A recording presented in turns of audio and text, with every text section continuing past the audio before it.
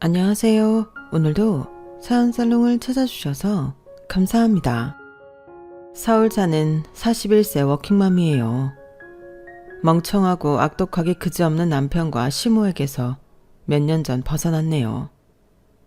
이혼을 통해서 말이죠. 그리고 차분히 준비하여 그들에게 처절한 복수를 해주었어요. 인생의 나락으로 빠진 전 남편은 제발 한 푼만 달라며 사정사정을 하고 있지만 무조건 연락 차단하고 있네요. 그래도 제 아이의 아빠이고 한때 가족이었던 사람에게 무슨 복수식이나 하는지 의아해 하시는 분들도 있겠죠. 하지만 제가 당한 사연을 다 아시게 되면 제 편을 들어주실 거라 믿어요. 일단 남편과 시모는 저희 친정이 못 사는 줄로만 알고 엄청 무시했었죠. 돈이 전부인 줄 아는 사람들이거든요. 마치 아직도 계급사회인 양 저와 저희 친정을 하층민 대하듯이 멸시했죠. 그리고 시부가 운영하던 회사에서 똑똑한 제가 중책을 맡게 되자 시기 질투가 엄청났어요. 참으로 못난 사람들이죠.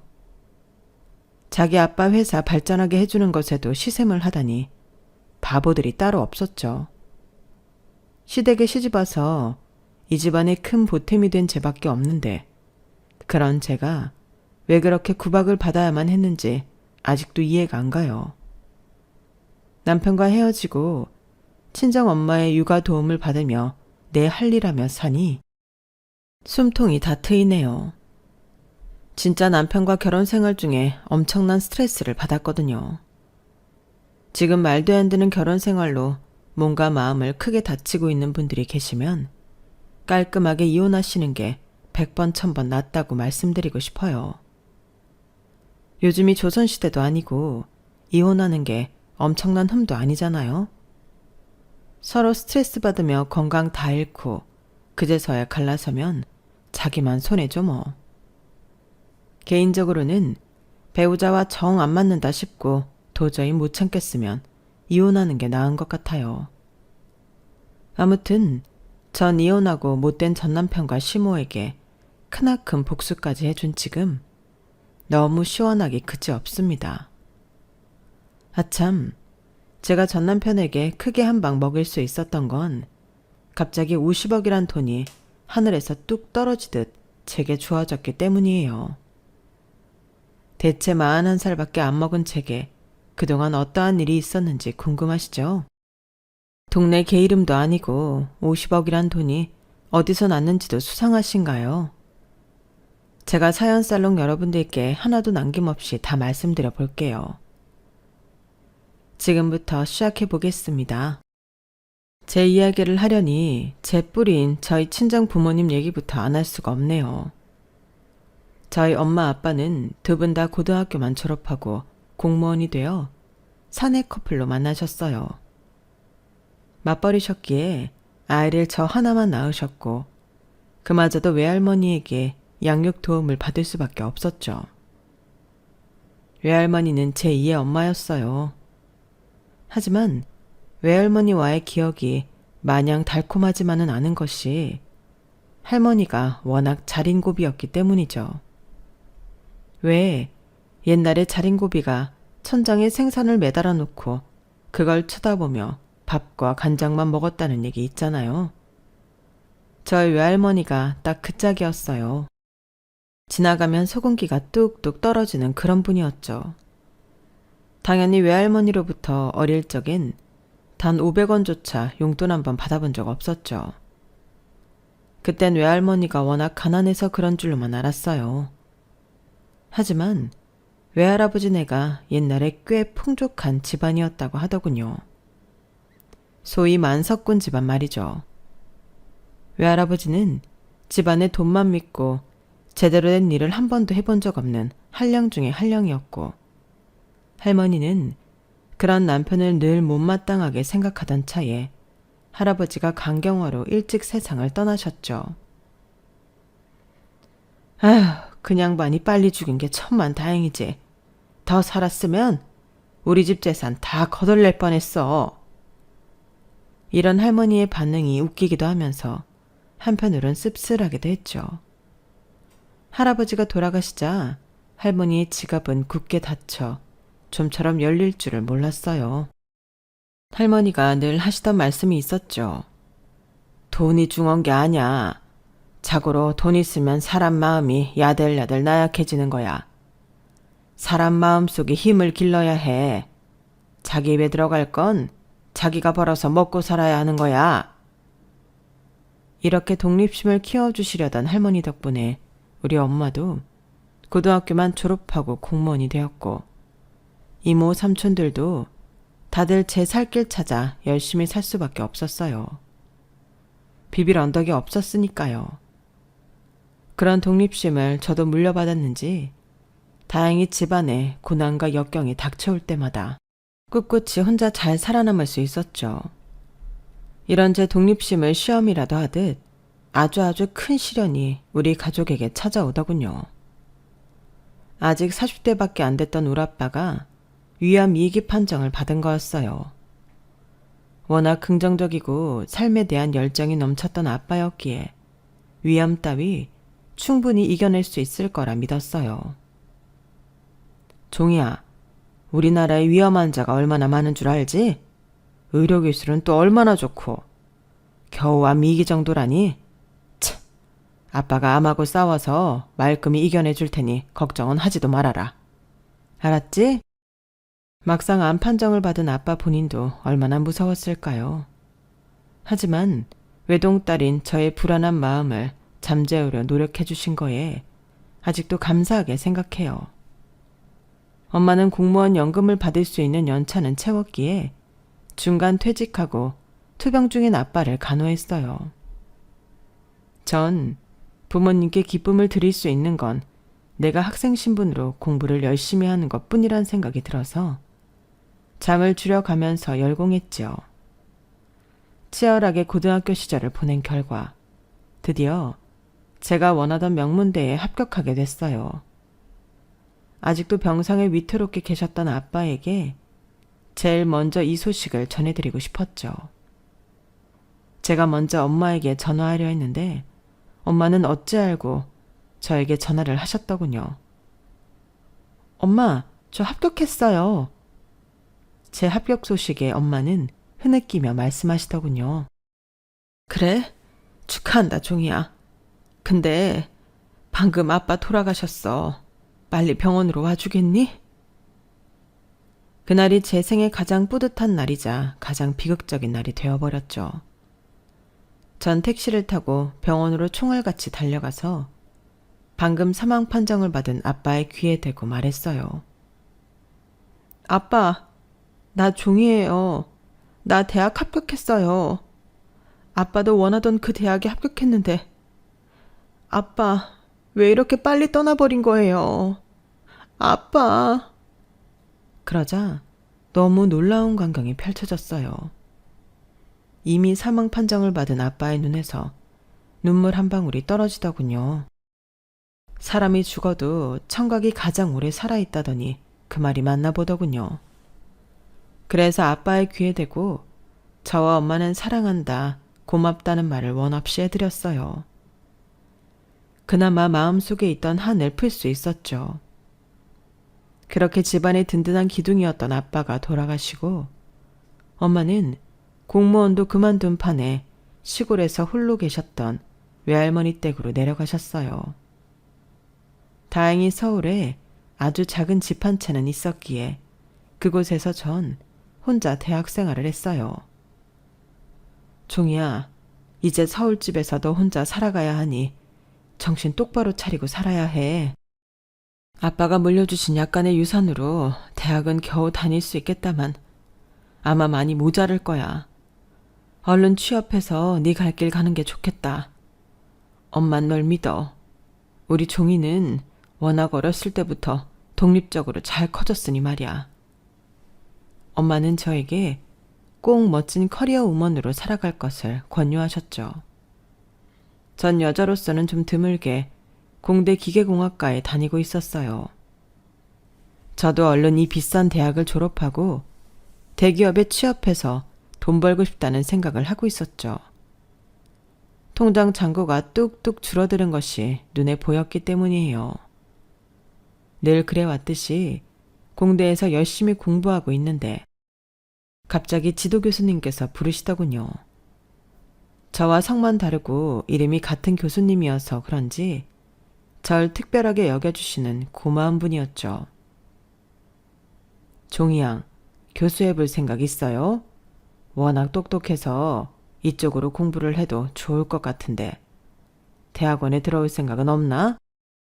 좋은 인재를 놓치고 싶지 않아서 말이야. 아, 교수님, 좋게 봐주셔서 감사합니다만 제가 얼른 돈 벌어서 저희 엄마와 외할머니의 노후 생활비까지 좀 보태드려야 하는 상황이라 취업 쪽으로 계획하고 있습니다. 아, 그런가? 참 아쉽구만. 집안 사정이 그리 좋지 않은가 본데. 그럼 내가 장학금을 받을 수 있도록 추천서라도 써줄까? 장학금? 돈 얘기만 나오면 눈이 번쩍 뜨였던 시절이었지만 순간 저보다 훨씬 사정이 어려웠던 대학 동기가 떠오르더군요. 교수님, 말씀만 들어도 정말 고맙습니다만 혹시 같은 과 동기 중에 김우정이라는 아이가 정말 집안이 어려워서 알바를 4개씩이나 하고 있거든요. 그 친구한테 장학금 받을 수 있는 기회를 주시면 안 될까요? 내가 사람을 참 잘 봤구만. 전종이 양이 처음부터 총명하고 예의 바르고 성실한 인재라고 생각했는데 참 착하기까지 하네. 그러지, 종이 양 말대로 그 친구 장학금 검토해 볼게요. 그 전에 종이 양 연락처 하나만 남겨주고 가게나. 네, 알겠습니다, 교수님. 감사합니다. 그렇게 이종희 교수님과의 대화는 끝이 나고 그 후로 전 조기 졸업한 후 대기업에 취직했어요. 여전히 성실하게 열심히 생활하는 건 마찬가지였지만 돈을 내고 다니는 거랑 돈을 벌면서 다니는 거랑은 천지 차이였어요. 따박따박 나오는 월급이 통장에 찍힌 걸 보면 그렇게 기쁠 수가 없었어요. 대기업이라 월급도 꽤 괜찮더군요. 그렇게 돈 버는 재미를 느끼며 한 5, 6년은 경주마처럼 일만 하면서 산 것 같아요. 중간중간에 소개팅도 하고 대시하는 남자도 간혹 있었지만 제가 하도 연락도 잘 안 하고 맨날 일만 하니 삐져서 더 이상 들이대지도 않더군요. 그렇게 30살 가까운 나이까지 모쏠로 살았더랬죠. 제일 아까운 20대를 일만 하면서 보냈네요. 지금 생각하면 참 바보 같아요. 그런데 제 성격이 원래 모 아니면 도인 성격이라 당최 일과 데이트 병행이 안 되더라고요. 그날도 회사에서 일에 쩌들어 지내고 있었는데 6년 전 마지막으로 대화했던 이종희 교수님께 전화가 오더군요. 성격 좋은 너털웃음을 크게 짓는 교수님의 목소리를 오랜만에 들으니 참으로 반가웠죠. 전종이 양 연락처 맞죠? 오랜만이에요. 학문 연구에 뼈를 묻겠다고 해놓고는 대학을 박차고 나와서 한 5년 전부터 사업을 시작했어요. 초반에 잘 치고 나가다가 능력 있던 동업자가 건강 문제로 사업에서 빠지면서 잠시 삐걱거리고 있네요. 우리 회사에 똑똑한 인재가 절실한 요즘이라서 종이양 생각이 번쩍 들더군요. 지금 대기업 다니고 있는 거 알아요. 그 정도 수준의 조건을 맞춰줄 테니 혹시 우리 회사에서 일해볼 생각 없나요? 자율권을 많이 줄게요. 마치 사장처럼 진취적으로 프로젝트를 꾸려나가도 좋아요. 용의 꼬리가 되기보단 이곳에서 왕노릇하는 거 어때요? 평소 대기업에서 일하며 일에 대한 갈증을 많이 느끼고 있던 터라 교수님의 갑작스런 제안에 솔깃했어요. 교수님을 찾아뵈면서 다시 한번 교수님이 차려오는 회사에 확신이 들게 되었고 제안을 수락하게 이르렀죠. 주변에선 다 말렸지만 왕노릇하게 해주겠다는 교수님, 아니 사장님의 제안이 제 마음에 확 박혔어요. 게다가 이쪽 업계에서 얼마나 잘 나가는 실력 있는 교수님인 줄 알고 있었기에 수락한 것도 있었어요. 전 길게 고민 안 하고 곧바로 이직을 했어요. 첫 출근 축하해요. 종양. 아니, 정 과장이 우리 회사에 입성해주니 내가 다 든든하게 느껴지네요. 진심으로 고마워요. 자, 이쪽은 우리 아들이니 인사해요. 앞으로 같이 일하게 될 거예요. 아, 아드님이시군요. 안녕하세요. 전종이라고 합니다. 앞으로 잘 부탁드려요. 제가 잘 부탁드려야죠. 전 이민철이라고 합니다. 저희 아버지가 종인 씨한테 거는 기대가 참 크세요. 학교 다닐 때부터 비범한 인재였다고 칭찬하시면서 말이죠. 전 미국에서 공부만 해왔고 아직 회사 경험이 없어서 업무적으로는 신입이나 다름없습니다. 앞으로 잘 부탁드려요. 교수님, 아니 사장님이 워낙 훤칠하신 분이긴 했어도 그 아들이란 사람은 진짜 탤런트 뺨치게 생겼더군요. 안경 낀 모습이 어찌나 지적이고 똑똑해 보이던지 첫눈에 뿅 가버렸네요. 하지만 어디까지나 공적인 자리이니 그 남자한테 첫눈에 반한 내색 따윈 하지 않고 새로운 회사 생활을 시작했죠. 사장님은 제게 거는 기대만큼 빠른 업무 추진을 원했어요. 양적으로 업무가 많았다기보단 대기업의 시스템을 끌고 와서 이곳 회사에 정착시켜주길 원했죠. 그런데 그것보다 더 책임이 막중했던 업무는 바로 자기 아들 트레이닝 시키기였어요. 그렇게 잘생기고 스마트해 보였던 이민철 과장은 사장님 아들이었기에 타이틀만 과장이지 정말 업무에 대해 아무것도 모르는 젬병이더군요. 마치 모든 걸 다 알고 있을 것 같던 그 지적인 외모와는 딴판으로 멍청하기 짝이 없었어요. 제가 워낙 일욕심이 있다 보니 제 업무를 하면서 동시에 이민철 과장에게 일을 가르치는 것이 힘에 부치더군요. 이 과장에게 솔직하게 털어놓았죠. 이 과장님, 제 업무하기도 바빠 죽겠는데 과장님 일 가르쳐 드리기가 힘드네요. 사장님께 말씀드려서 다른 분께 부탁하면 안 될까요? 안 돼요. 사장 아들인지라 오랜 시간 고민하다가 하소연한 건데 단칼에 안 된다고 하니 좀 황당했어요. 왜 안 된다는 거죠?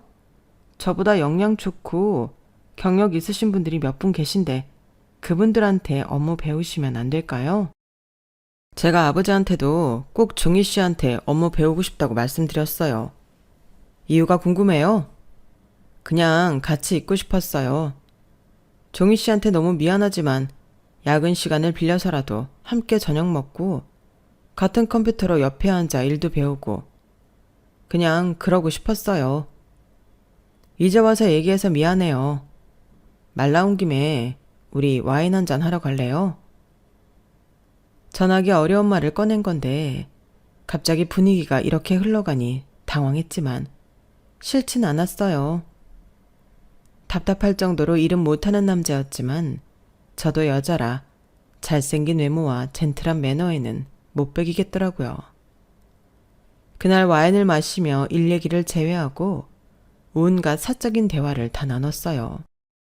한 30분 정도 지났으려나 하고 시계를 보니 어느덧 4시간이 흘렀더라고요.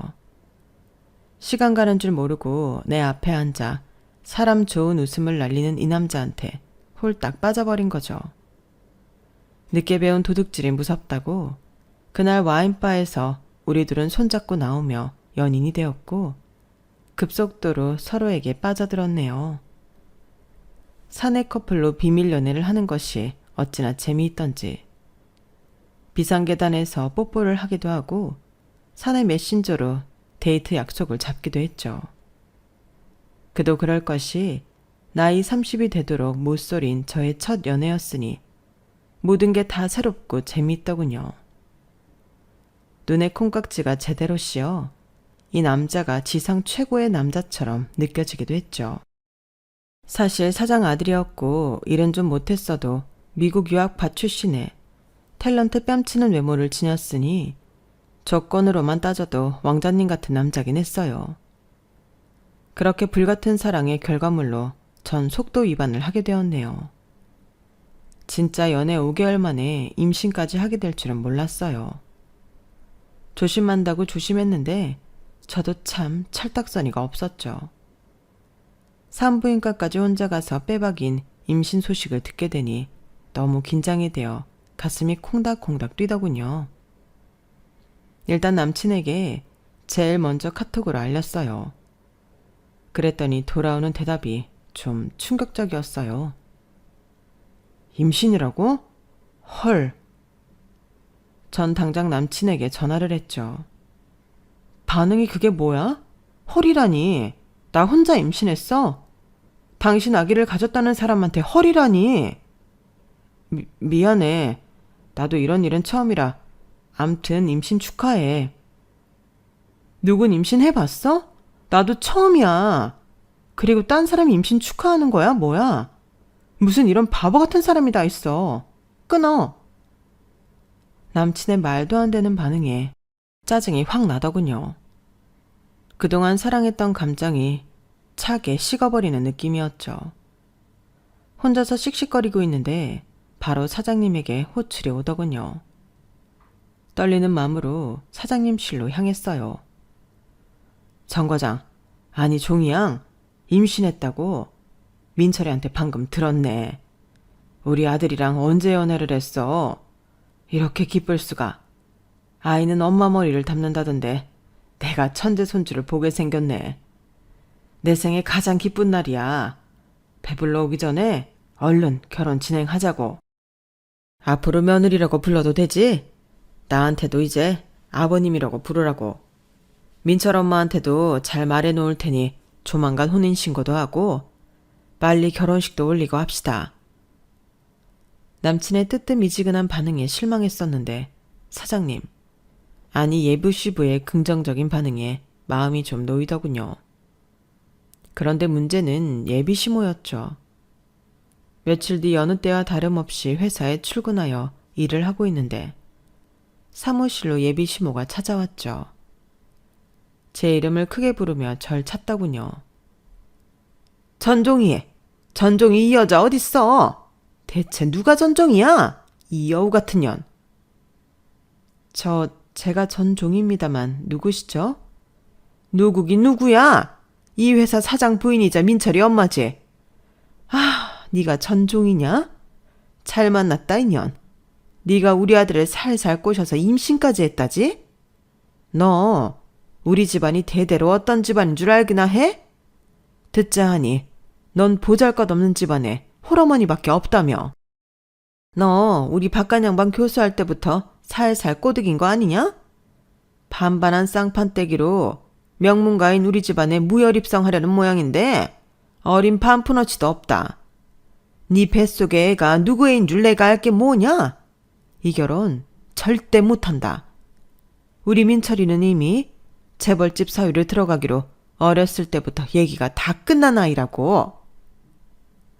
예비시모는 급기야 제 뺨까지 쫙 때리더군요. 전 너무 열이 받아 예비시모의 팔을 잡고 확 밀쳐버렸어요. 밖에 나가 떨어지더군요. 아니 사모님, 내가 이 회사 다니는 사람이니 사모님이라고 불러드리지 평소 내 성격 같았으면 욕지거리 한바탕 퍼부어줬을 거예요. 아니 펀치 한 방 날리려는 걸 참은 겁니다. 나 이 결혼 안 하면 그만이에요. 이 회사도 때려치면 그만이고요. 저 대기업 다니다가 스카웃돼서 이 회사 온 겁니다. 남의 집 귀한 딸내미한테 초면에 따귀를 때려요? 그것도 손주를 뵌 예미 며느리한테요? 인성이 진짜 별로시네요. 야, 너 나 쳤어? 뭐? 인성? 인연이 미쳤나? 임신한 저와 예비시모의 육탄전이 벌어졌어요. 아주 끝장을 보고 싶었지만 남친과 예비시부가 와서 뜯어 말리는 바람에 한 3분 만에 끝이 났죠. 회사고 뭐고 택시 타고 혼자 살던 집으로 오는데 눈물이 앞을 가리더군요. 가뜩이나 임신 초기라 엄청 예민한데 내 뱃속 아이의 친할머니로부터 구박덩어리 취급을 받다니 절망스러웠죠. 예비 시모를 어떻게 구워 삶았는지 예비 시부와 남친이 집으로 찾아와 제게 용서를 빌며 다시금 결혼 얘기를 꺼내더군요. 며느리야, 정말 미안하구나. 네 시험이 될 사람 성격이 워낙 불같아야 말이지.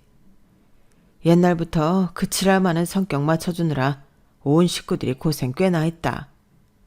이제 그 옆에 내도 다 늙어서 남편이 내 앞에서 깨갱하고 아무 말도 못해. 내가 다 설득해놨으니 기분 풀고 다시 회사도 출근하고 결혼도 추진하자꾸나. 어머님께서 쌍욕까지 해가면서 이렇게 절 결사 반대하시는데 이 결혼을 하면 제가 행복할까요? 솔직한 마음으론 뱃속의 아이까지 지우고 싶습니다만 그래도 소중한 생명인데 낳아서 저 혼자라도 키울 겁니다. 회사도 다른 곳 알아볼게요. 며칠 안 됐지만 엄마가 되고 보니 용기가 생기네요. 저 혼자 힘으로 다 헤쳐나갈 수 있을 것 같습니다. 다들 그만 돌아가 주세요. 이번엔 남친이 강경하게 반대하더군요. 자기야, 무슨 소리야. 우리 결혼식도 얼른 올리고 아기도 낳고 행복한 가정 꾸리자. 나랑 아버지가 강력한 방패막이가 되어줄 테니 우리 엄마 신경은 1%도 쓰지 않아도 돼. 그 후로 예비 시부와 남친은 한 50일은 매일 우리 집으로 찾아와 절 설득했어요. 나중엔 두 부자가 저희 집 청소며 빨래, 음식까지 하더군요. 제 마음을 돌리기 위해서 말이죠. 예비 시부까지 그렇게 두 손 두 발 벗고 나서니 예비 시무를 향한 저의 분노도 어느덧 사그라들더군요. 배도 조금씩 불러오고 뱃속 아이의 태동도 시작되자 그들 뜻대로 하기로 결심했죠. 우선 상견례 날짜를 정하고 친정엄마한테 말씀드렸어요. 걱정하실까봐 예비 시모의 고약한 성품은 비밀로 했죠. 상견례 날 엄마는 집에 있던 옷 중 최대한 좋은 옷으로 차려입고 나오셨어요. 시골에서 외할머니와 농사 지으며 단둘이 살고 있던 엄마였기에 얼굴이 까맣게 타버렸더군요. 사돈어른네 집안이 대대로 금수저 집안에 대단한 것 같아서 엄마가 좀 초라하게 느껴지는구나. 최대한 고상하게 보이게 입었는데 엄마 괜찮니? 그럼 엄마 너무 이뻐요. 엄마 원래 공무원이고 커리어 우먼이었는데 아빠 간병하느라 그만두고 외할머니 사시는 시골로 내려간 거잖아. 이렇게 똑똑하고 예쁜 엄마인데 뭐가 초라해. 늙어버린 엄마의 얼굴을 보는 것도 마음이 아팠지만 상견례 자리에서 시모가 또 무슨 막말을 할지 몰라 긴장이 되더군요. 하지만 남친과 예비 시부가 단단히 입단속을 했는지 이번에 막말까진 아니었어요. 하지만 결혼 조건에 대해 딱 못을 박더군요. 사돈, 내가 이 결혼 허락하는 조건은 합가입니다. 시댁에서 같이 살면서 교육 단단히 시킬 거니까 그리 아세요. 우리 남편이랑 아들이 하도 뭐라 해서 내 긴 말 안 할 테니 자, 이거 혼수 목록이니 받으시고 이 리스트대로 빠짐없이 해오세요. 돈 없으면 대출이라도 받아서 말이죠. 시모가 던진 A4 용지에는 입이 떡 벌어지는 고가의 사치품들로 가득 차 있었어요. 시댁에서 함께 살 거니 세간살이는 필요 없다고 생각했는지 순전히 본인 치장을 위한 명품백, 모피, 보석들이 쭉 리스트업 돼 있더군요. 심지어 사진까지 첨부돼 있었죠. 어이가 없었어요. 화나서 시모한테 냅다 지르려는 걸 저희 친정엄마가 조용히 말리시더군요. 얘 종이야, 엄마가 다 알아서 준비할 테니 걱정 마. 임신까지 앞마당에 구박받지 않게끔 최대한 성의를 보여야지. 딸 가진 죄인이라는 말이 실감났어요. 아무리 경제력 차이가 나는 결혼이었지만 엄연히 나도 명문대 나와서 대기업 다니던 여자였는데 뭔가 꼴리는 듯한 입장에 화가 나더군요. 그럴 때마다 시부가 천사처럼 나타나 제게 도움을 줬어요. 시부는 상견례 다음 날 절 따로 부르시더군요. 새아가, 자, 돈 받고 네 욕심 많은 시어머니 욕심 좀 채워줘라.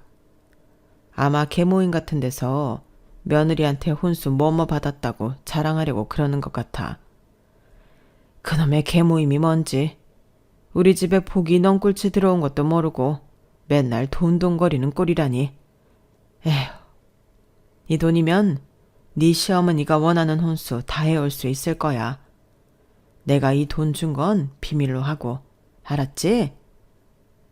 시부가 준 봉투를 열어보니 웬 수표가 들어있더군요. 집에 와서 다시금 확인해보니 무려 1억 원짜리였죠. 이 큰 돈을 어찌해야 하나 고민하다가 시부가 시키는 대로 했어요. 명품 전문 매장을 돌며 혼수 리스트에 있는 걸 다 사서 시모한테 바쳤죠. 그랬더니 시부의 말대로 시모의 입이 찢어지더군요. 만족스러운 시모의 미소를 보는 것도 역겹더군요. 아무튼 그렇게 삐걱거리며 남편과 저희 결혼 생활은 시작되었어요. 자의반 타의반으로 만삭 때까지 회사 일은 계속했어요. 시댁회사니 편의를 많이 봐주시기도 했지만 제가 워낙 일머리는 있어서 시작하는 프로젝트마다 성공을 시키니 사장인 시부가 웬만하면 출산 전까지 회사에 나와주길 바라더군요. 그렇게 열정적으로 일하고 신혼집인 시댁에 들어가면 시모가 집안일을 더 못 시켜서 안달이었어요. 니까짓 게 뭐 그리 대단한 업적을 세운다고 회사를 계속 다니는 거냐? 집안일은 늙은 시애미 보고 다 하라는 거야? 오늘부로 집에서 일하는 파출부 아줌마들 다 잘랐으니 주말을 이용해서라도 밀린 집안일 네가 다 해놓도록 해라. 하나부터 10까지 내가 다 가르칠 테니. 배가 많이 나와 거동도 쉽지 않은데 일하는 아줌마들 다 잘라놓고 날 부려먹을 생각만 하다니. 시모가 날 잡아먹는 괴물처럼 느껴지더군요. 제 성격에 가만히 있을 수 없었죠. 어머님, 제 뱃속에 어머님 핏줄이 자라고 있어요. 이 아이가 세상에 잘 태어날 수 있게끔 도와주셔도 시원찮을 판에 시댁 회사 일까지 하며 집안일까지 저보고 하라고요? 저는 그렇게는 못해요.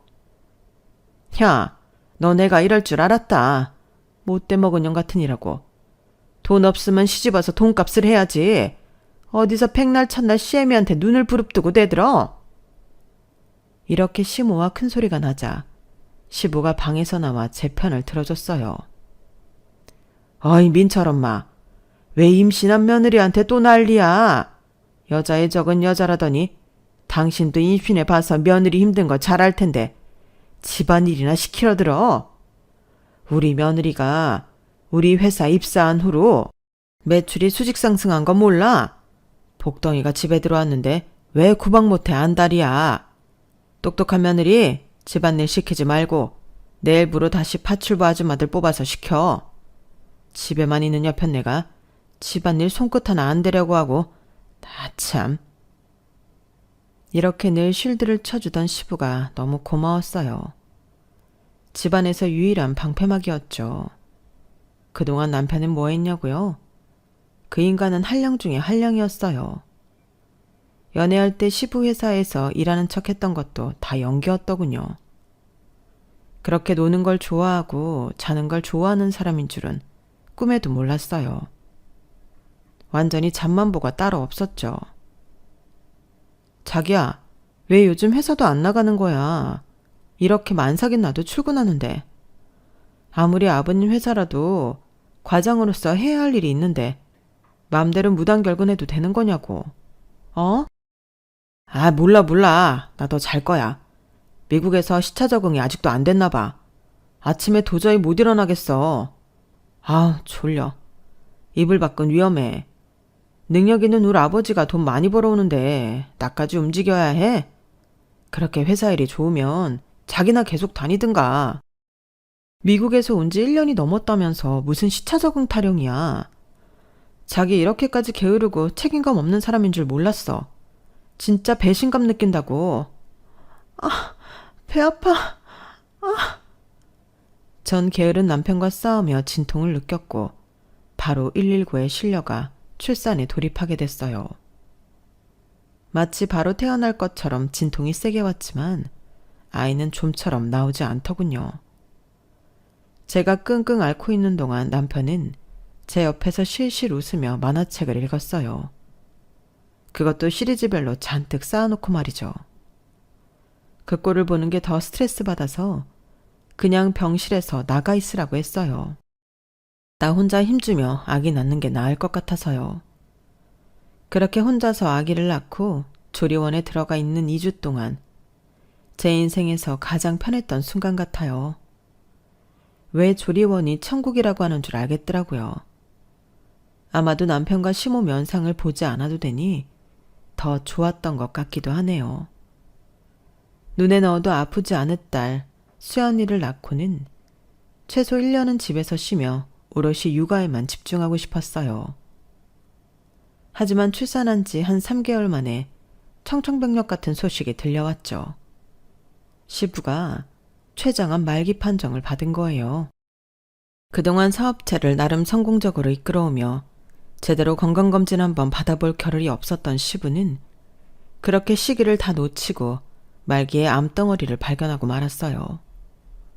어쩐지 요즘 시부의 외모가 정말 피골이 상접하더군요. 절망스런 표정의 시부는 절 따로 불러 신신당부했어요. 세아가, 내가 믿을 수 있는 사람은 우리 세아가 뿐이로구나. 하늘이 원망스럽지만 사람은 누구나 다 언젠간 죽게 마련이니 내 운명을 받아들일 수밖에. 지난 6, 7년간 죽을 힘을 다해 쌓아온 이 회사를 이대로 무너지게 둘 순 없다.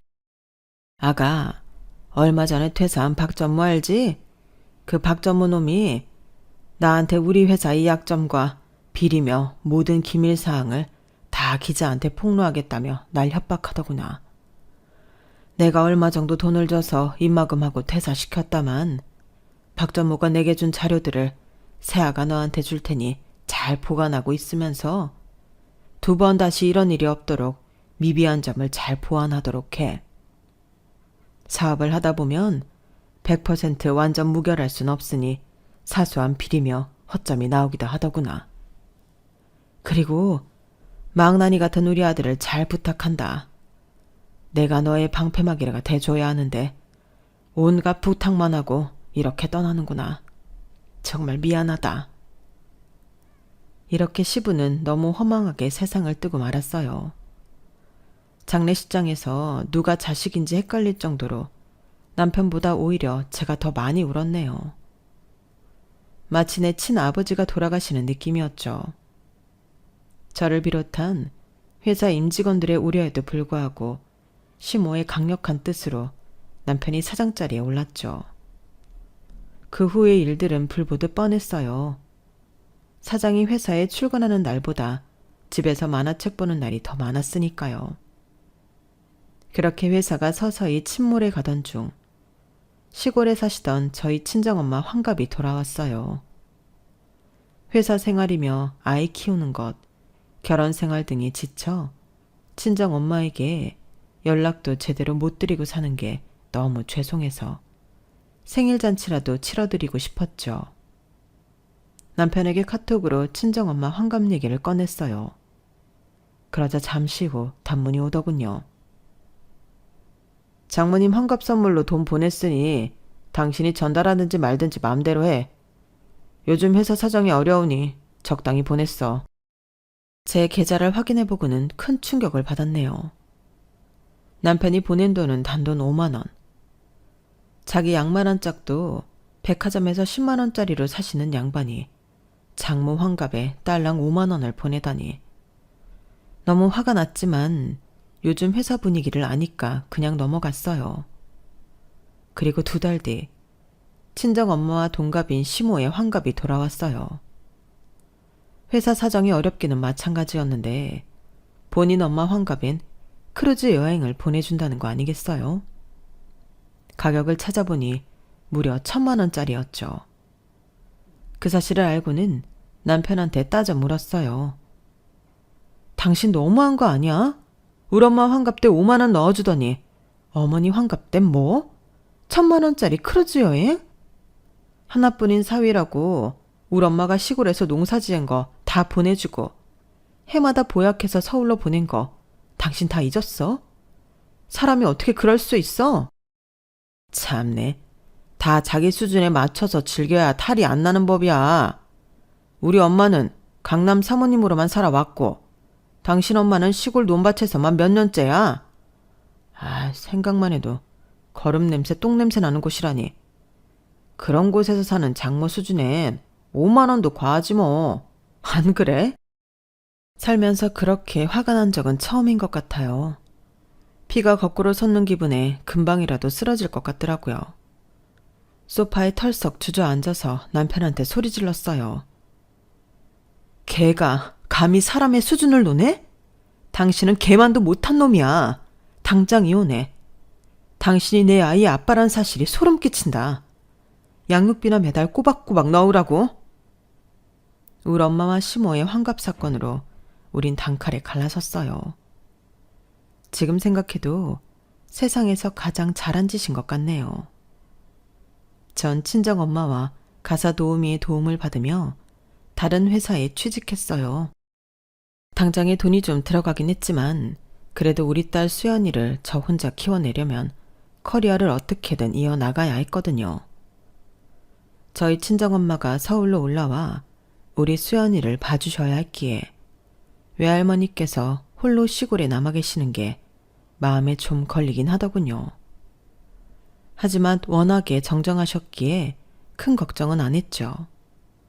그런데 앞불싸 고령의 노인이 홀로 있으니 말동무도 없으셨던 건지 금세 건강이 안 좋아지셨고 갑자기 돌아가시고 말았어요.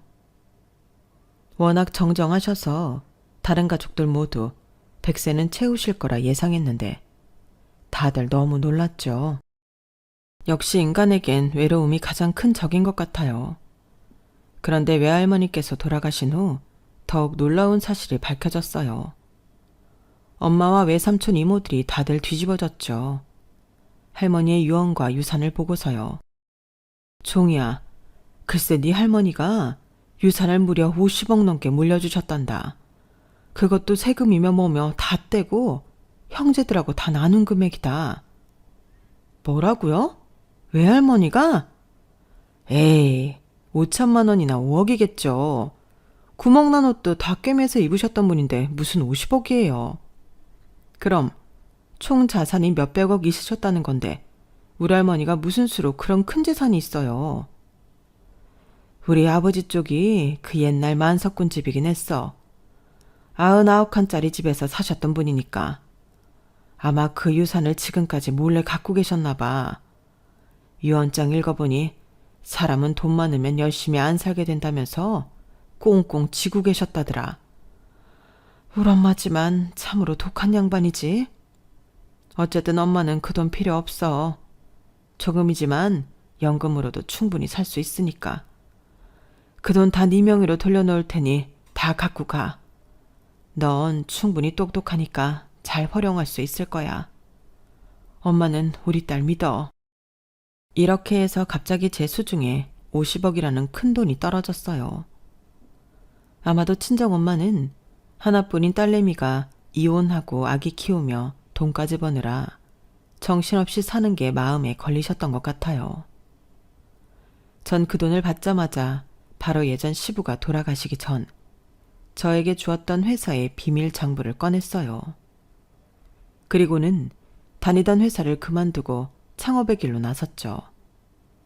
시부가 줬던 장부에는 전 남편 회사의 모든 구조와 비리사항, 거래처 등이 다 적혀 있었기에 그걸 토대로 전 남편 회사와 이름만 다를 뿐인 똑같은 회사를 만들었어요. 특유의 친화력과 경쟁력 있는 가격으로 전 남편 회사의 거래처들을 우리 회사 쪽으로 돌리고 일 잘하던 직원들도 다 빼왔어요. 그리고는 전 남편 회사의 비리사항들을 언론사에 제보했어요. 안 좋은 폭로기사가 빵빵 터지고 전 남편 회사가 서서히 몰락해가는 게 눈에 보이더군요.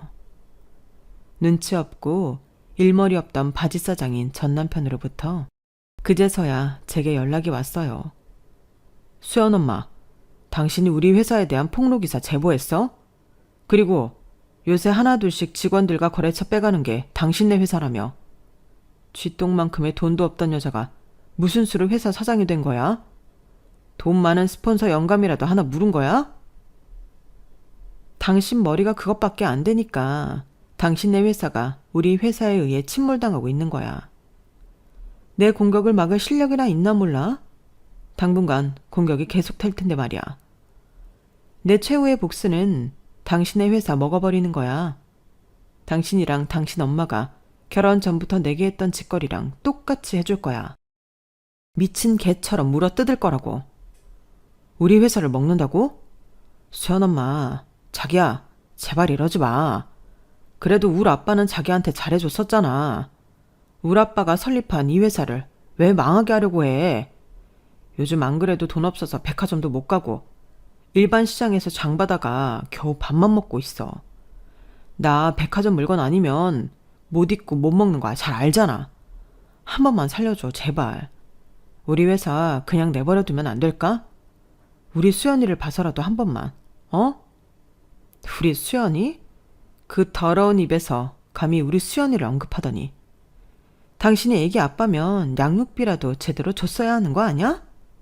백화점 가서 처먹을 돈은 있고 우리 수연이 연필 한 자루 사줄 돈은 없었냐? 돈 없으면 그냥 닥치고 그냥 그렇게 살아. 주제에 백화점은 무슨.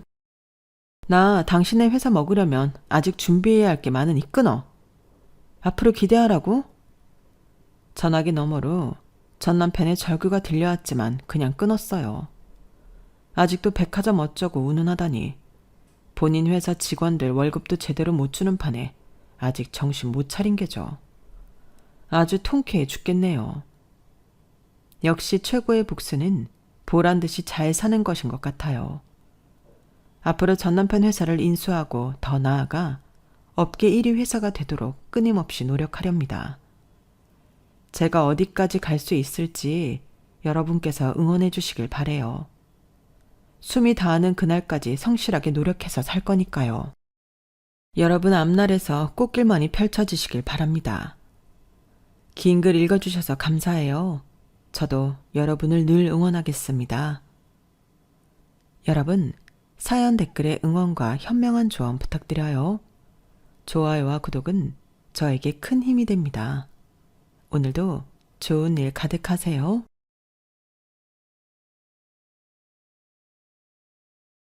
안녕하세요. 오늘도 사연살롱을 찾아주셔서 감사합니다. 저는 60평생을 살면서 남들한테 얼굴 한번 붉혀본 적이 없었어요.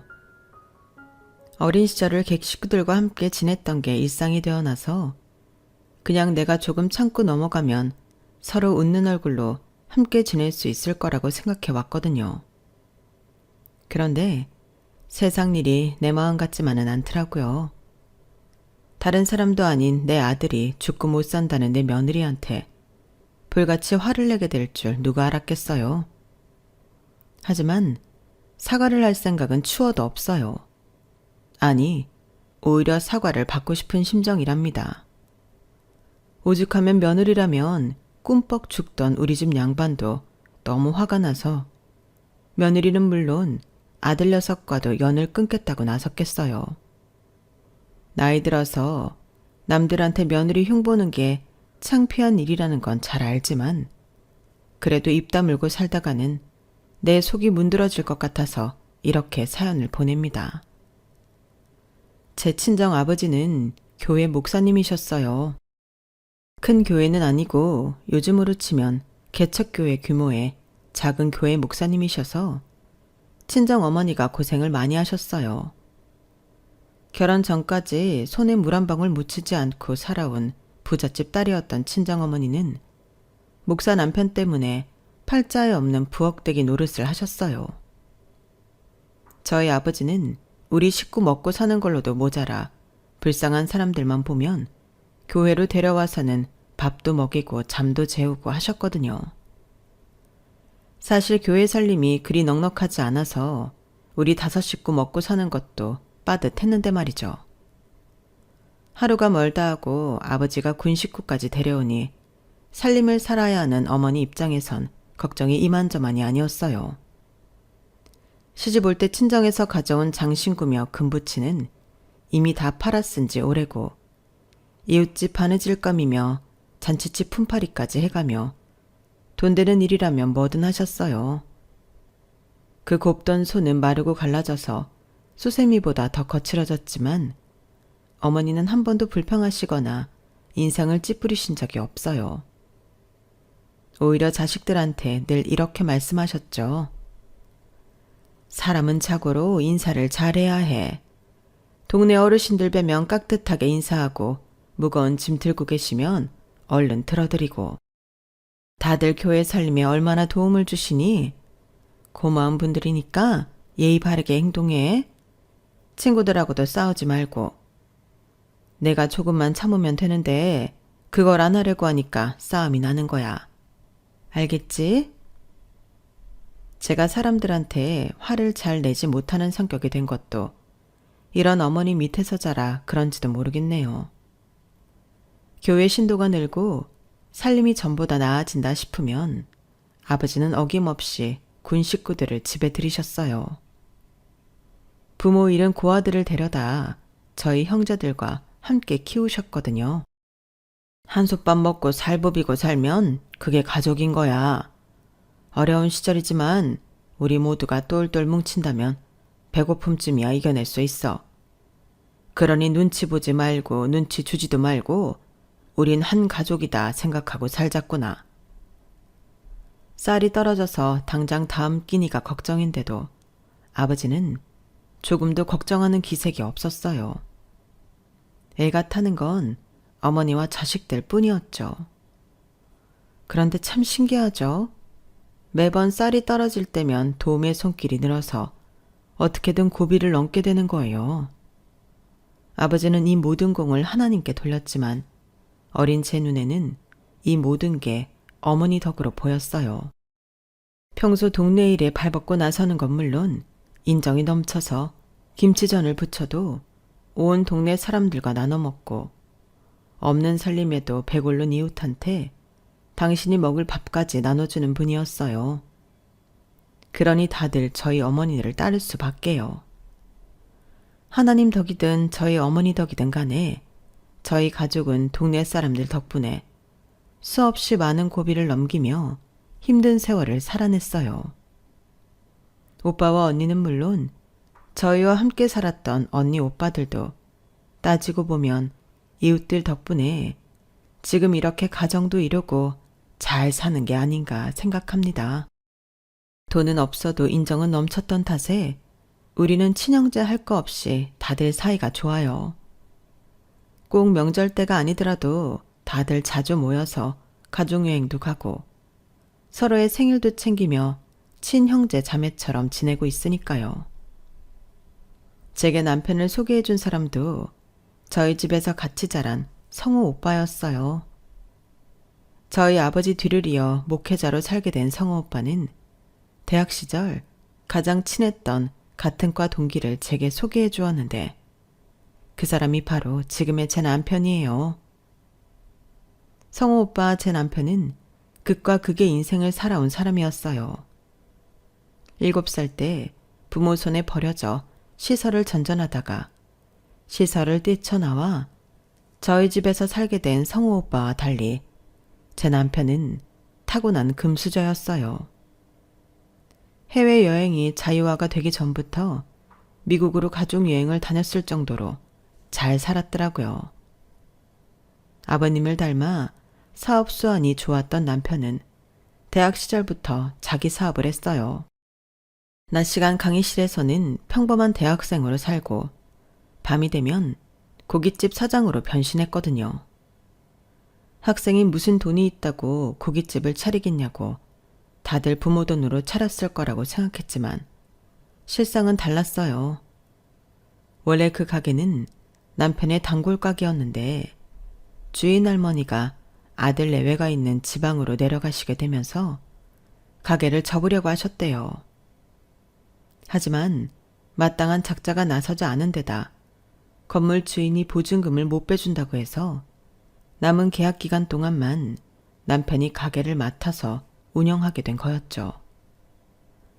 원래 일하시던 분들 도움으로 식당을 운영하는 데는 큰 문제가 없었고, 자금은 남편이 국민학생 때부터 쭉 모아온 돈으로 해결했다더군요. 그 말을 듣고 저는 놀라지 않을 수가 없었어요. 도대체 얼마나 집이 잘 살길래 어릴 때 용돈 받은 돈으로 자기 장사까지 할 수 있나 싶었거든요. 일반 사람들 사는 것과는 확실히 다르구나 했죠. 따지고 보면 고깃집은 남편한테 있어 예행 연습에 불과했어요. 부모 사업을 물려받기 전에 시험 삼아 해보는 실습 같은 거요. 자기 인생을 건 중차대한 일도 아니고 망하면 망하는 대로 경험이 되는 거였으니까요. 돈 있는 사람은 인생도 참 편하게 사는구나 했는데 가만 보니 꼭 그런 것만도 아니더라고요. 있는 사람이 더 무섭다고 남편은 자기 돈이라면 10원 한 장도 손해보지 않으려고 악착같이 일에 매달렸거든요.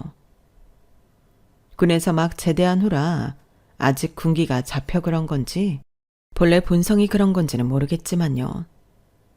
아무튼 학업과 병행하며 시작한 고깃집은 이전 사장님이 하시던 때보다도 매상이 훨씬 올랐어요. 가게 앞에 손님이 줄을 지어 있을 정도로요. 매상에 오르는 데는 별다른 이유가 있었던 건 아니었어요. 메뉴도 그대로고 맛도 가격도 그대로였거든요. 달라진 거라고는 그저 테이블 위치와 가게 앞에 놓인 대기 의자와 순번표뿐이었어요. 전에는 먼저 온 사람과 나중에 온 사람이 뒤섞여서 싸움이 벌어지기도 하고 입구가 복잡해서 안쪽 테이블이 비었는데도 가게가 꽉 찬 줄 알고 발길을 돌리는 손님이 있었던 걸 해결한 거였죠. 게다가 가게 앞에 순변포를 들고 서 있는 사람들이 있으니 그거대로 홍보가 되기도 했어요.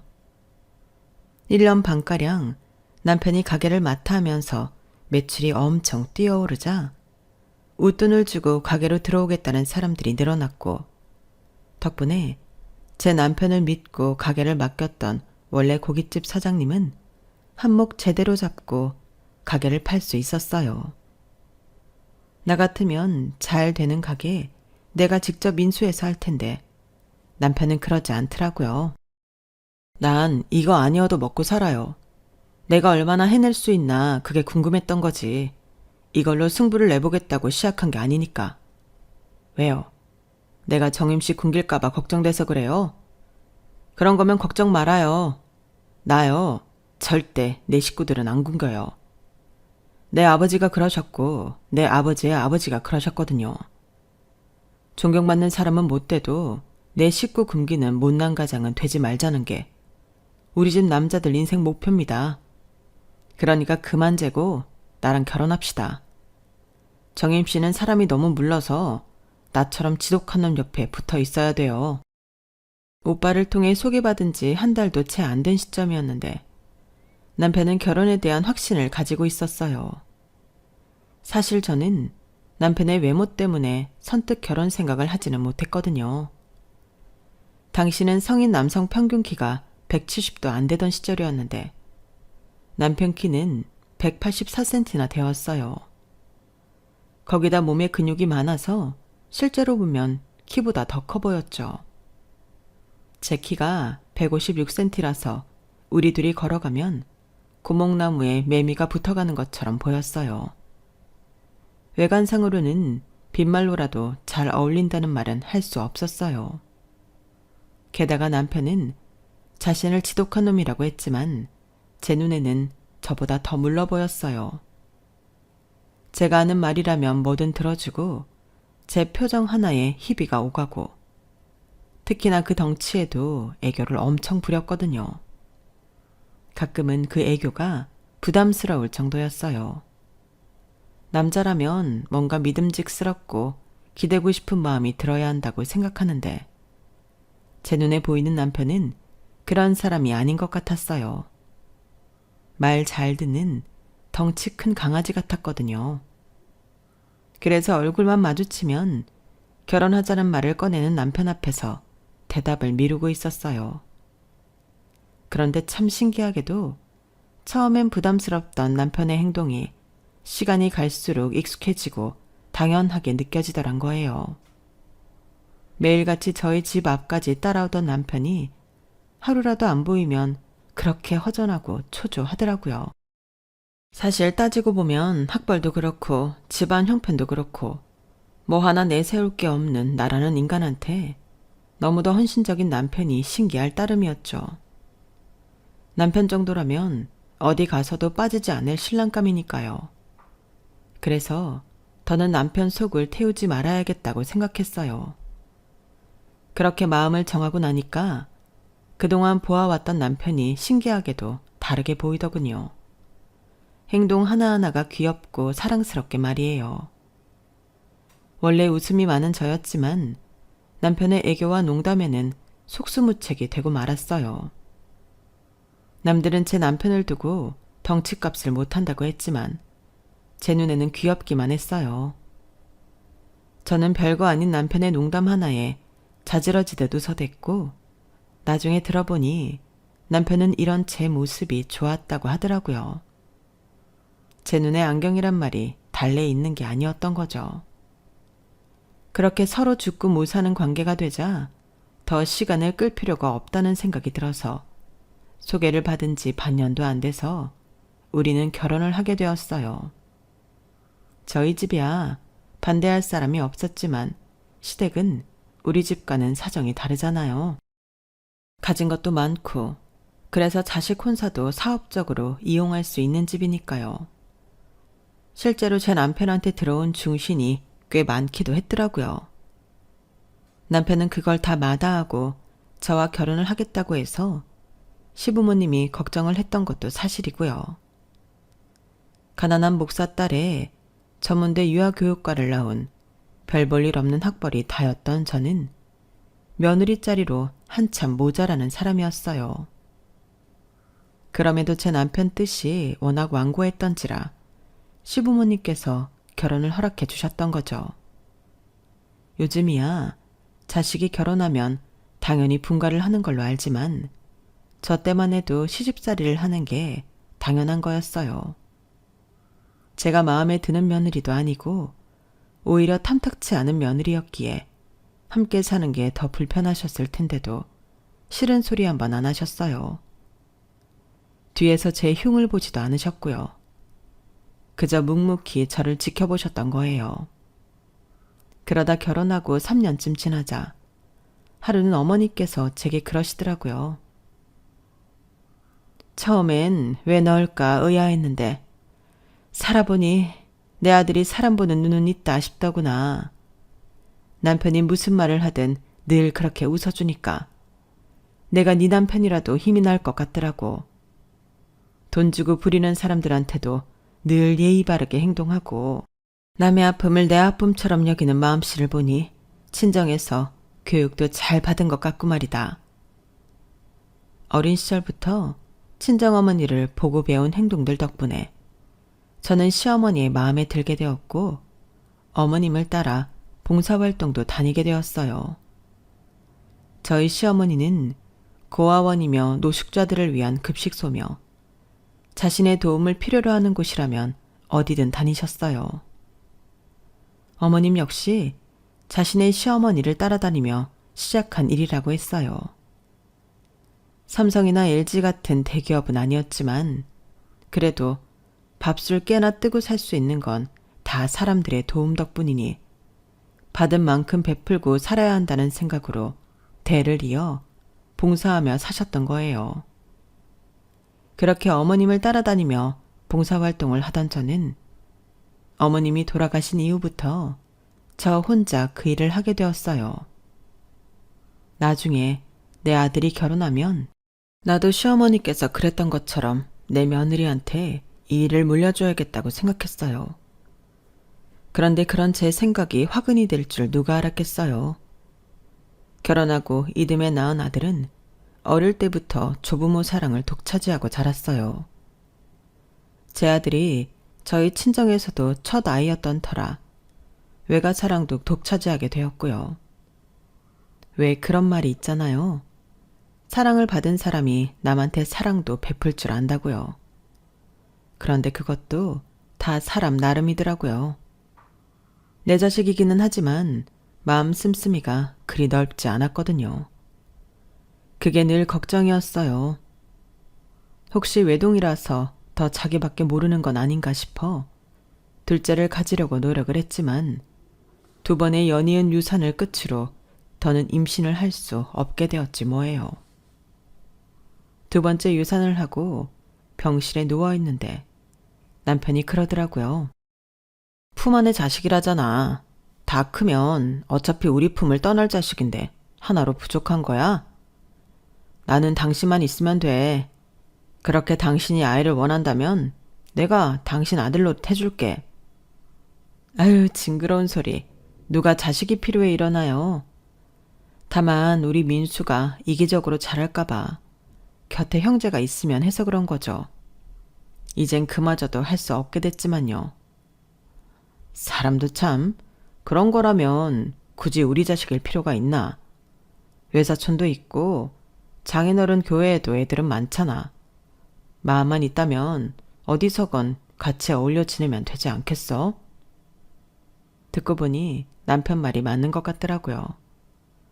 저도 제 친형제 자매 외에 피가 섞이지 않은 형제들과 함께 자라면서 공동체 생활도 익히고 인생은 서로 돕고 살아야 한다는 걸 깨달았으니까요.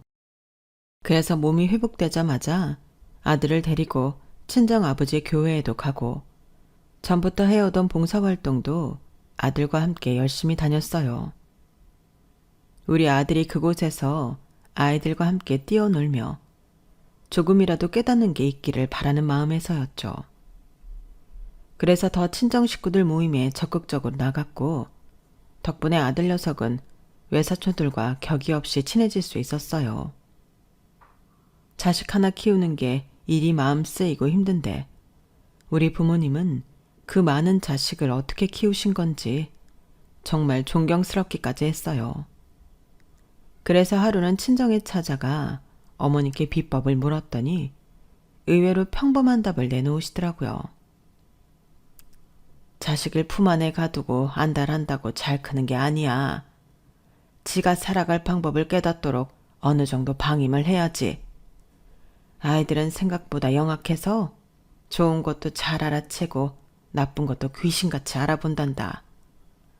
그러니 아이 앞에서 부모가 행동거지를 바르게 해야 하는 거야. 그게 교육이니까. 꼭 형제가 많아야 보고 배우는 게 많다면 이 나라에 외동으로 나고 자란 사람들은 하나같이 문제게? 눈에 보이는 모든 게 배움이고 주변에서 벌어지는 모든 일이 교육이다 생각하렴. 부모는 그저 아이가 자라는 모습을 지켜보다가 아이가 잘못된 방향으로 가려고 하면 그때 길을 바로 잡아주면 되는 거야. 그거면 충분해. 친정어머니는 자식은 부모의 등을 보고 자란다는 말처럼 자식 앞에서 바르게 살아가는 부모의 모습을 보이라고 하셨어요. 그게 바로 교육이라고요. 제가 어머니를 보고 배운 것처럼 말이죠.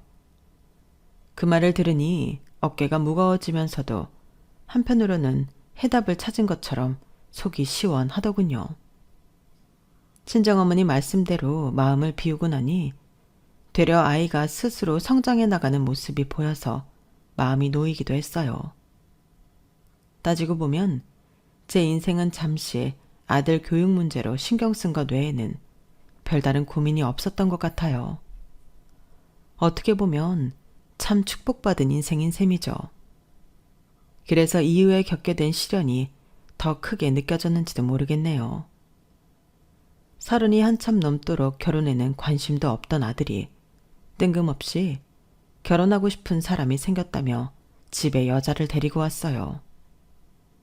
나이 차이가 10살이나 나긴 했지만 얼굴도 예쁘고 성격도 밝은 게 어디 하나 나무랄 데가 없는 사람이었어요.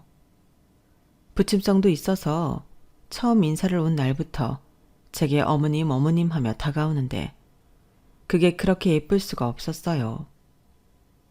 제게 딸이 없어서 그런가 함께 쇼핑도 가고 전시회도 다니자는 말에 가슴이 설레기까지 했으니까요. 남들은 며느리와 사이가 안 좋아서 자식 내외와 연 끊고 사는 사람도 있다는데 나는 참 복받은 사람이구나 생각했어요.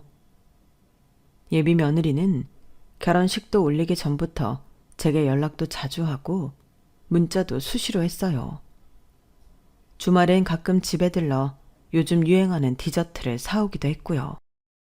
그 마음 씀씀이가 너무 예쁘고 고마워서 저 역시도 일부러 백화점에 들러 예비 며느리 선물을 사오곤 했어요. 사실 제가 그렇게 백화점을 자주 다니는 사람은 아닌데 몇 해 전에 며느리를 드린 지인이 했던 말이 떠올라 그랬던 거예요. 내 딸한테는 시장에서 산 물건을 사줘도 며느리한테는 꼭 백화점 물건을 사주라는 말이었죠. 내 딸은 뭘 사다 줘도 아, 엄마가 내 생각해서 사온 거구나 하는데 며느리들은 아니더라고. 자기 딸은 비싼 거 사주면서 며느리한테는 이런 싸구려를 사주는구나 한다니까. 그러니 어쩌겠어? 돈이 좀 들더라도 백화점 가서 비싸고 이름 있는 걸 사줘야지. 오 여사도 며느리 들어보면 내 말이 무슨 뜻인지 알게 될 거야. 이상하게 그 말이 잊혀지지 않아서 저 역시도 예비 며느리 줄 선물은 백화점에서 비싸고 좋은 걸로 고르게 됐어요. 선물을 받고는 좋아하는 걸 보니 다행이다 싶더라고요. 아들 녀석 결혼이 다가오자 본격적으로 집부터 준비해야 했어요. 저희는 결혼할 때 시댁에서 신혼을 시작했기 때문에 집 걱정은 없었지만 요즘 애들한테 시집살이 하라면 누가 그런다고 하겠어요. 그래서 남편한테 말해 집은 우리가 해주자고 했죠.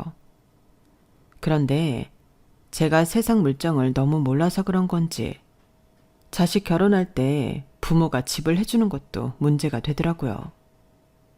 집값이 한두 푼 하는 게 아니어서 증여를 해도 세금이 꽤 나오더라고요.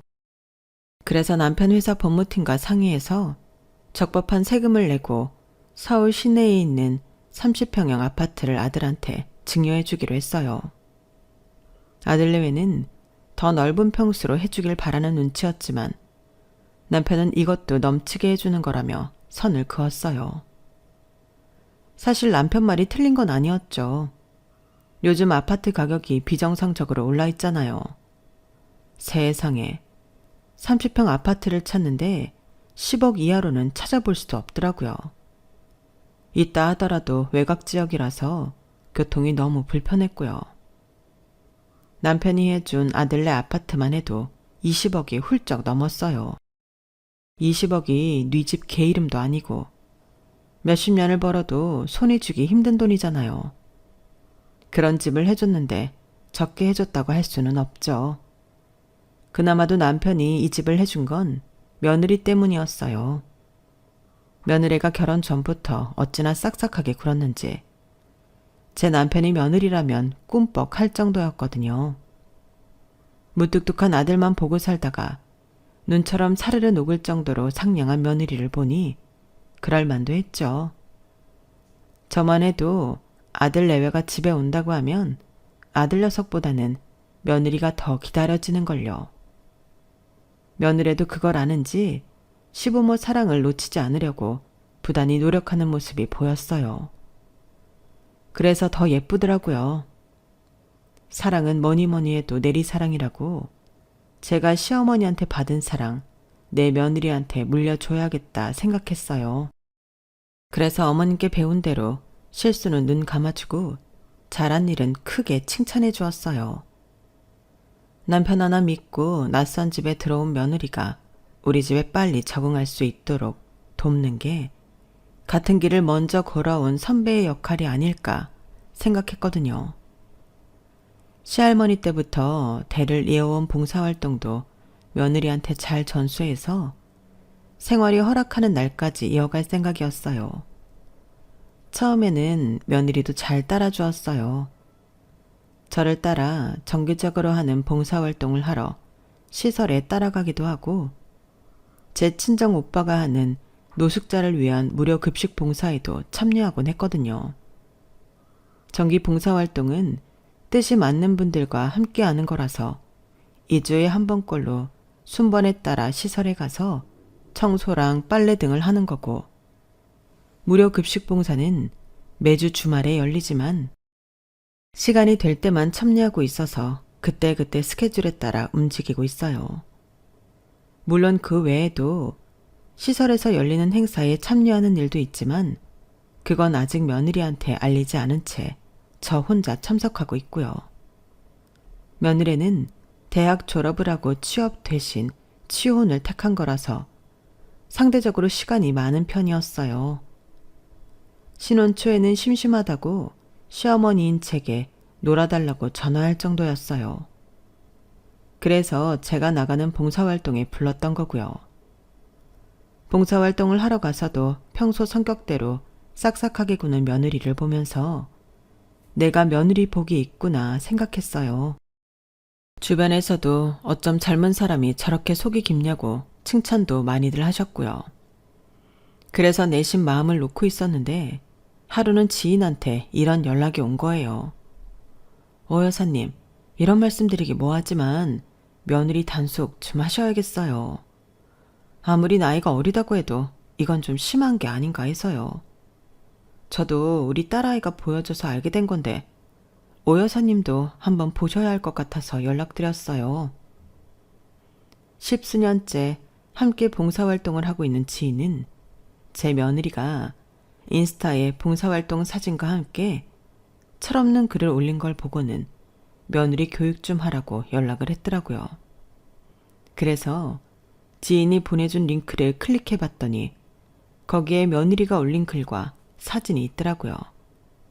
그런데 세상에, 시설 아이들 사진이 모자이크 처리도 안 된 채 올려진 데다 그 밑에 달린 며느리 글이 가관이었어요. 재벌집 며느리 노릇이 쉬운 게 아님. 거지 같은 애들 씻기고 먹이는 걸 왜 내가 해야 됨? 노블리스 오블리지도 못 해먹겠음. 아, 구역질 나는 거지들 밥 주러 가는 날. 시부모 유산 땡겨받고 얼른 이 짓거리 그만두고 싶음. 이건 그나마 수위가 약한 글만 옮긴 거고요. 며느리가 남긴 글들은 하나같이 욕설에 인격 모독적인 글들이 줄을 이루더라고요. 그동안 제 앞에서 생글생글 웃으며 열심히 봉사활동을 하던 며느리의 모습은 어디에서도 찾을 수가 없었어요. 그저 돈 많은 시부모한테 잘 보여서 한 푼이라도 더 뜯어내야겠다는 돈 욕심밖에는 없었죠. 그걸 보니 순간 며느리가 무섭게 느껴졌어요. 저를 보고 웃고 있는 며느리가 속으로는 어떤 생각을 할지 두렵더군요. 그래서 일단은 며느리와 단둘이 대화를 해보기로 했어요. 남편과 아들까지 알게 되면 일이 커질 것 같았거든요. 그래서 아들이 출근하고 없을 시간에 며느리를 만나러 집에 찾아갔죠. 평소처럼 저를 반갑게 맞아주는 며느리를 보니 쉽게 말이 안 떨어지더라고요. 그래서 며느리가 내준 차를 다 마시도록 본론은 시작도 못했어요. 마침 며느리가 조금 있으면 운동하러 갈 시간이라고 하기에 서둘러 말을 꺼냈죠. 제 딴엔 정말 순화해서 말을 했어요. 아이들 인권도 있으니 사진은 내려달라.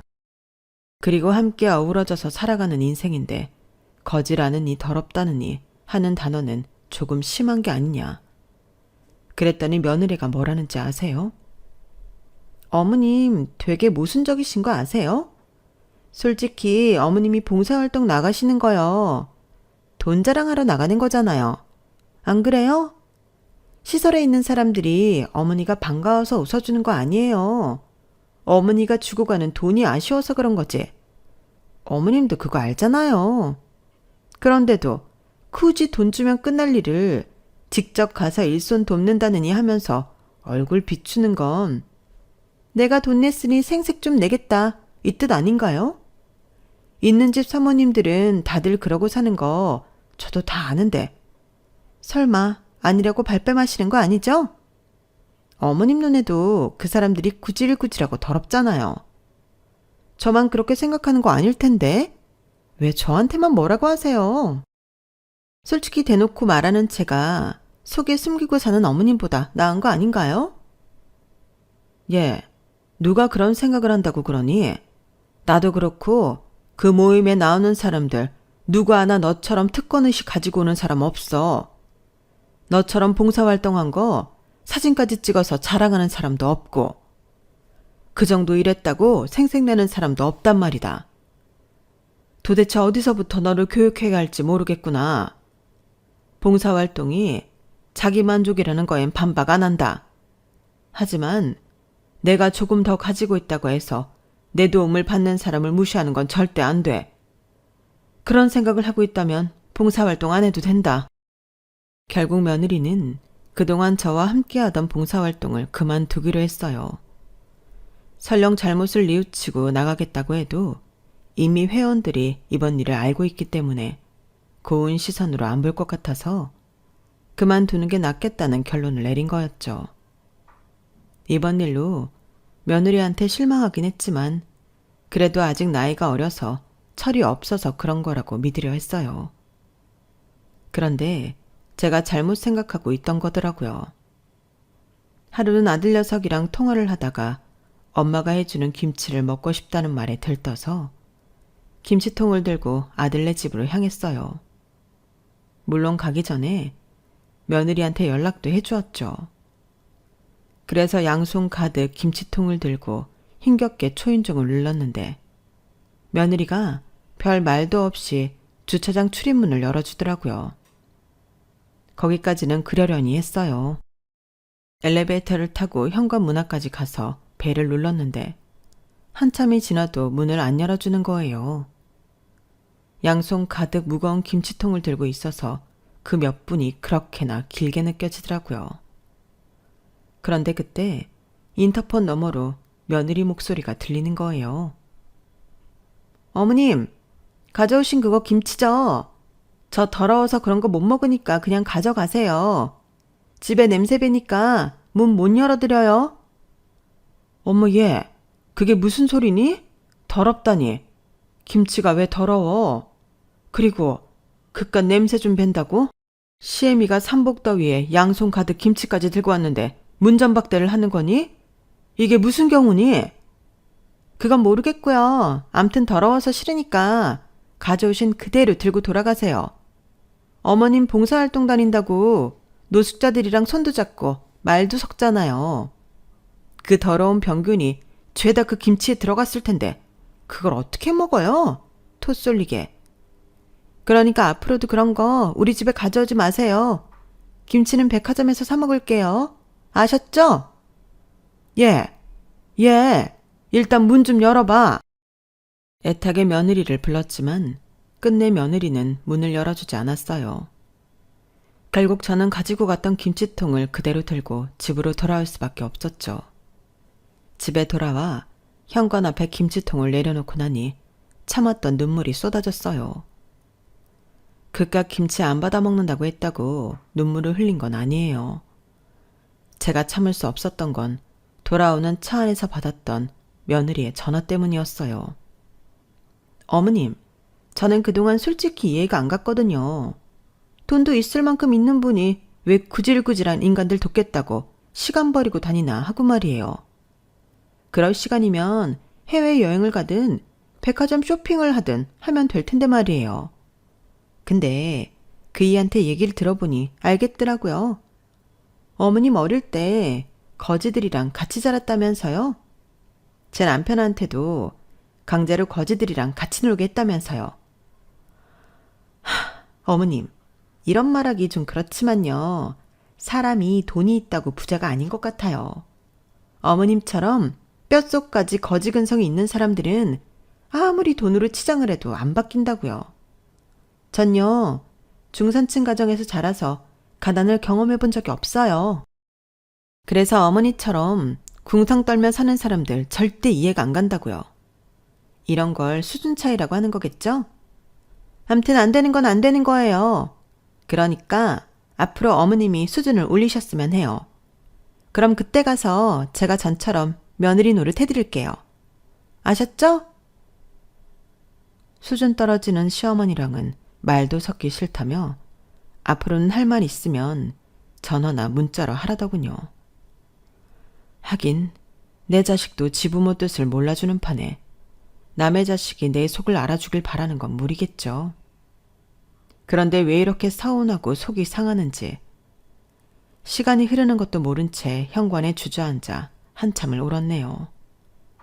하루 종일 무거운 김치통을 들고 종종거려서 그런가 양손은 벌겋게 부어서 바들바들 떨렸어요. 그 손을 보니 더 화가 나더라고요. 그런데 그때 남편이 회사에서 돌아온 거예요. 현관 앞에 주저앉아 울먹이는 저를 보더니 이 남자가 눈이 휙 돌아버린 거죠. 다짜고짜 누가 울린 거냐고 소리를 치는데 역시 내 편은 남편뿐이구나 생각했어요. 유치하긴 하지만 그래도 이유 불문하고 무조건 내 편을 들어주는 남편을 보니까 그제야 허기가 지더군요.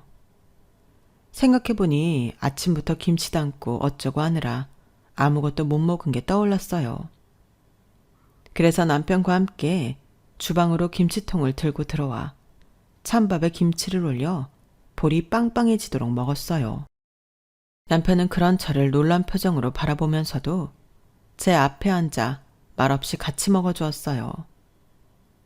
한참을 먹고 난 저는 남편한테 며느리와 있었던 일을 가감없이 전했어요. 불같은 성격의 남편은 웬일인지 조용히 얘기를 듣기만 하더니 잠깐 통화 좀 하고 오겠다며 서재로 들어갔어요. 그렇게 1시간쯤 지났을까요? 남편이 밝은 표정으로 거실로 나왔어요. 그리고는 제게 그러는 거예요.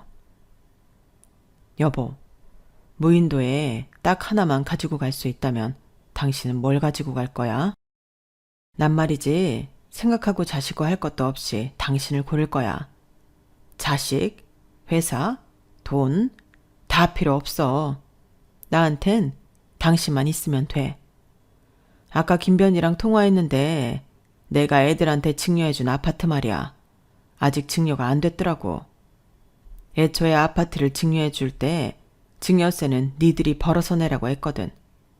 그런데 이놈이 차일피일 미루면서 아직까지 세금을 안 냈다지 뭐야.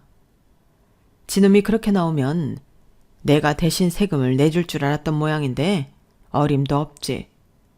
그러니 증여는 자동적으로 취소된 거지. 어쩌겠어. 지가 약속을 안 지켰으니 지 탓이지. 그나저나 그동안 무단으로 내 집에서 살았으니 월세는 얼마나 받아야 하나?